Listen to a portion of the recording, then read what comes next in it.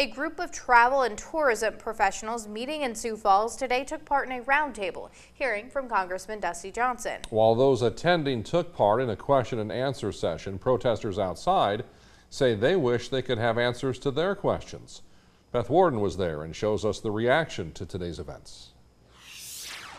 These protesters are concerned because they've reached out to Dusty Johnson's office. They've been asking for a town hall. They're concerned about the many changes that have taken place with the new administration, and they want their voices to be heard.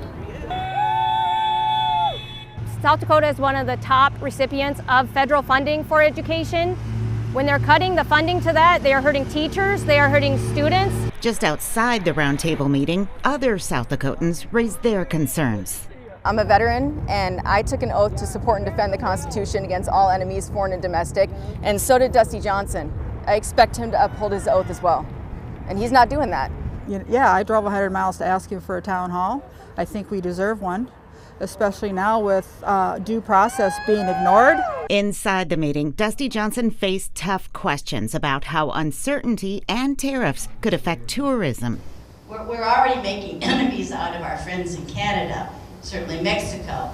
Tourism, we have a lot of Chinese people that like to come to South Dakota. I ask about the protesters outside who believe their voice isn't heard. But every single day I'm talking to South Dakotans, and every single week when I'm in South Dakota I do dozens of public appearances like this with 100 strongly opinionated folks who want to make sure that I understand where they're coming from. They're not welcome here though. Oh, but I mean, when I do dozens of public appearances every single week, we choose the mechanisms that we think are the best fit toward getting that done.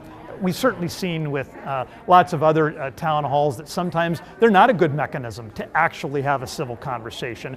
Johnson isn't the only one hearing concerns from constituents. Senator Mike Rounds is fielding messages and phone calls. So I understand the concern that they've got. As I tell people, stay tuned. I believe that the president wants to get some stuff done.